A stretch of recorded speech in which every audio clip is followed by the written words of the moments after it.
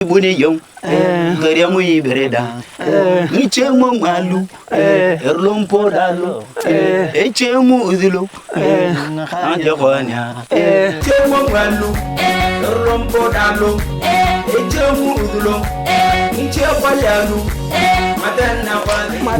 ማታ ጆሃ እንዴት ነው? ደህና ነህ? ተመልካቾቼ የአካባቢውን ቋንቋም ጭምር ነው የምንማረውና ማታ ማለት የቀን ማታ ሳይሆን ሰላምታ ማታ ማለት ሰላምታ ነው። ጆሃ ማለት ጆሃ ማለት እንዴት ነህ ማለት እንዴት ነህ? ደህና ነህ ማለት ምን ልታደርግልኝ ነው?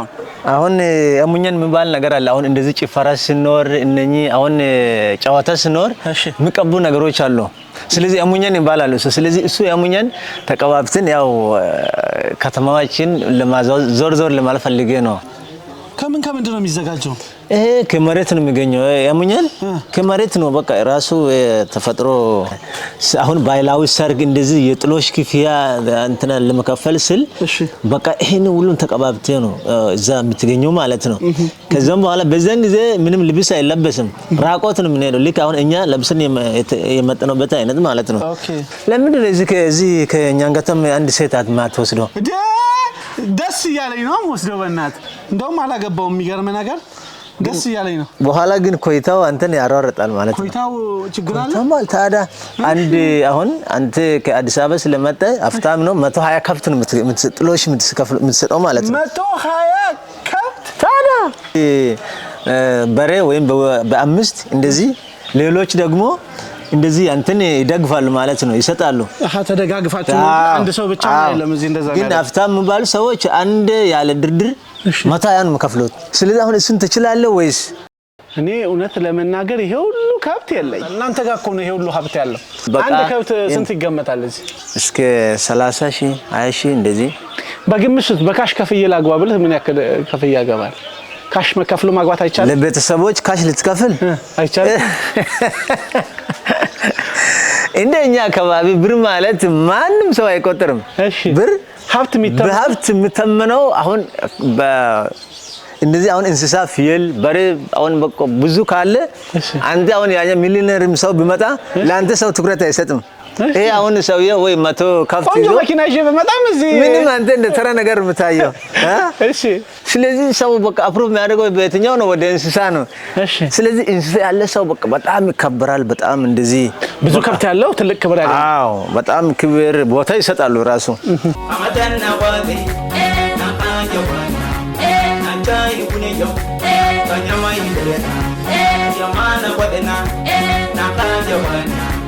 Nagai buneyong kanyamai bereda kalu ejemu udulo inche kwayalu madanna wali nakaja wana nagai buneyong kanyamai bereda እንዴ ና እንግዲህ እንቀጥላለን። ታሳየኛለህ?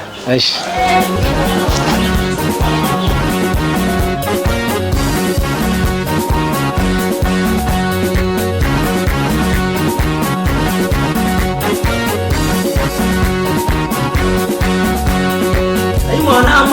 amara teragya bobo abure bere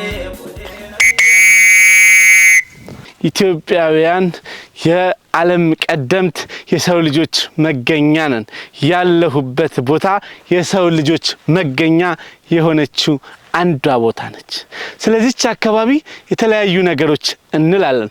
ታሪካችንን እናወሳለን፣ እናስታውሳለን። ስለ ታሪኮቻችን እንጠያየቃለን። እንዲህ ካማረብኝ እናንተም አምሮብሃል ካላችሁኝ ወደዛ ልወስዳችሁ እንጠይቃለን አብረን። እንዴት ናችሁ? ሰላም ነው። ማታ እንደዚህ ነው ከፍ አድርገህ ሰላምታ? እንደዚህ ነው። እሺ ልክ ነው ሰላምታው? ከፍ አድርገህ እንደዚህ። አሁን በአሁን ጊዜ ላይ እንደዚህ ነው ሰላም እንደዚህ ይባላል። በድሮ ጊዜ እንደዚህ ሰላም እንደዚህ ይደረጋል። ኦኬ ብድግ አራት ጊዜ 3 ጊዜ እንደዚህ እንዳመት ከዛም በኋላ አንድ ላይ ረጅም ጊዜ ሎንግ ታይም ቆይታችሁ ስትገናኙ እንደዚህ የምትጠበቃ እንደዚህ ከዛም በኋላ እንደዚህ ያርጋሉ። ደስ ሲል በእናትህ ይሄም እንደዚህ ይዛሉ ለናፍቆታችን ያኑ ከዛም በኋላ ግን የኛ እንደ አርብተራ አካባቢ እንደዚህም ባል ነገር የለም። እጅ ብቻ ነው እንዴ ወደ ታች በቃ ይሄ ማለት ላይ እንደዚህ እግዚአብሔር ይጠብቅ ማለት ነው። ኦኬ ለእግዚአብሔር ለፈጣሪ በጣም ደስ ይላል። ተመልካቾቼ ሰላምታውን፣ ባህሉን፣ ታሪኩን፣ ቋንቋውን በድንቅ ሀገር ፕሮግራም እንማራለን። ምክንያቱም እኛ ድንቅ ሀገሮች ነን። ያልተደረሱበት ቦታዎች ላይ ትኩረት አድርገን እንደርሳለን። ያለነው ውብ ስፍራ ላይ ነው። ስለዚህ ስፍራ የተወሰነ ትነግረኛለህ? አው የስፍራ ቦታ ያው ኪቢሽ ኢንፎርሜሽን ይባላል። ግን የቦታው ልዩ ስም ካሊዮ ይባላል። ካሊዮ በአካባቢው በማህበረሰቡ በእኛንጋቶመኛ ወይም በማህበረሰቡ በወረዳው አጠራር ካሊዮ ይባላል። ግን ላይክ ነጮች የሰጡት ካገኙበት በኋላ ኪቢሽ ፎርሜሽን ከ2000 ዓመት በላይ ያስቆጠረ ከሉሲ ቀጥሎ የሰው ልጅ ድጋሚ የሰው ልጅ ኢትዮጵያ መገኛ መሆኑን ያረጋገጠች አንድ አጽም ከዚህ ተገኝታለች። እውነት ነው።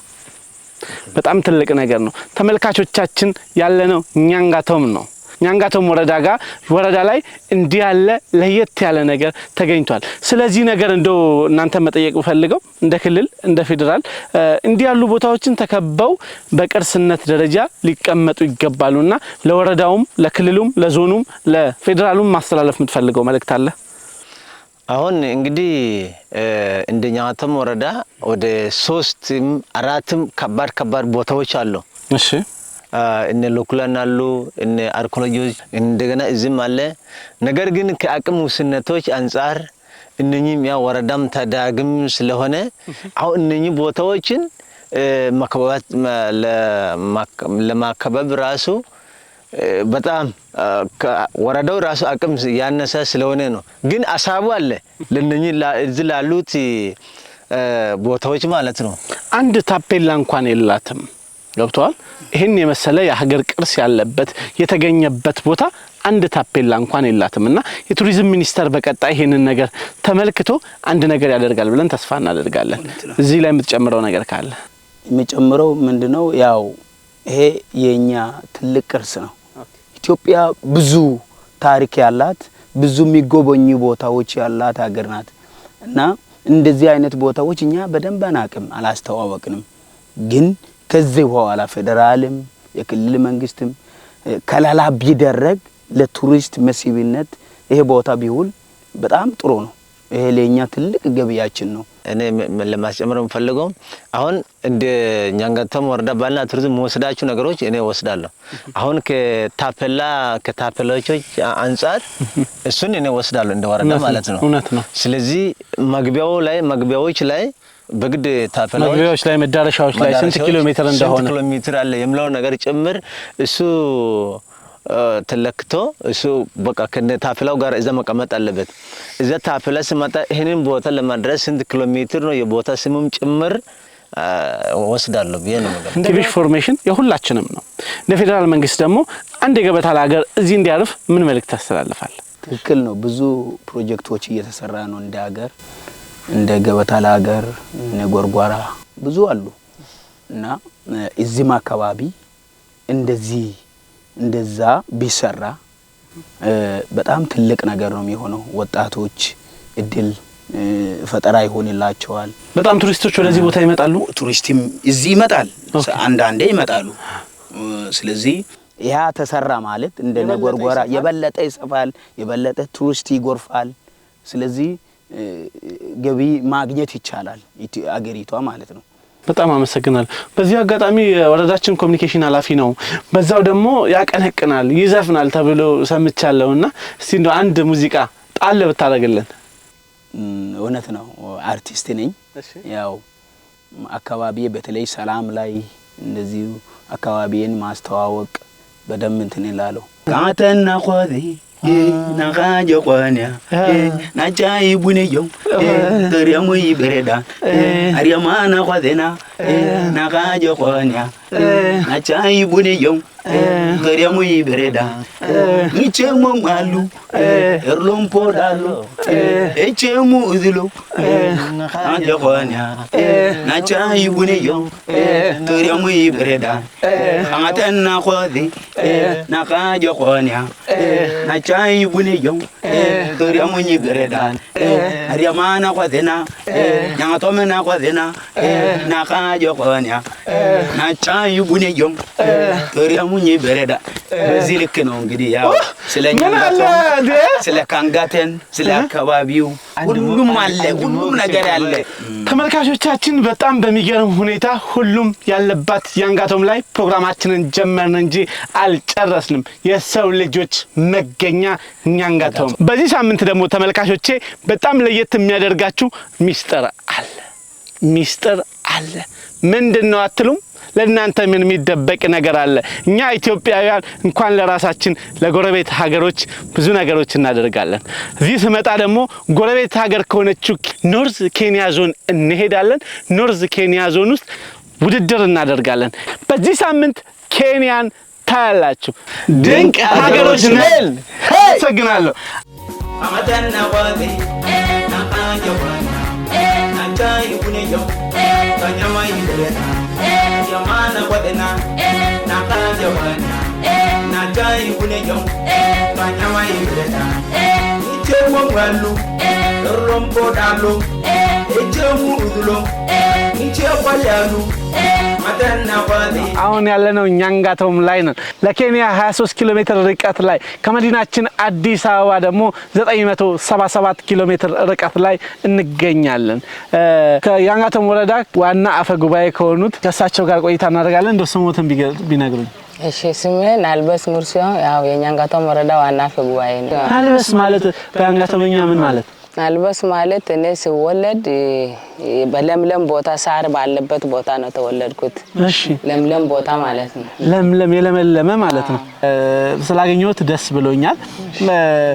ስለ አካባቢው ስለ ማህበረሰቡ ስለ ሶስቱ ብሔሮች የተወሰነ ነገር ቢሉንስ?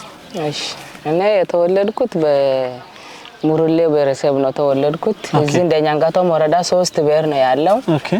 ከሶስቱ ብሔሩ አንዱ ኛንጋቶም፣ አንዱ ሙሩሌ፣ አንዱ ኮይጉ ነው። እሺ ስለዚህ በሶስቱ ብሔረሰብ ምነግሪ በቋንቋ ነው የሚለያዩት። ለምሳሌ ባህላቸው ይለያያል። የሙርሌ ይለያል። የሙርሌ በዚህ በወገብ አካባቢ የሆነ በቀይ ነጭና በጥቁር ጨሌ የተሰራች ነገር ነው የሚያደርጉት። እዚህም ላይ ግን ጨሌ ሙሉ ነው የሚያደርጉት። ተመሳሳይ ነው። እሱ ግን ቆዳቸው ይለያል። የሙርሌ ለብቻ ነው።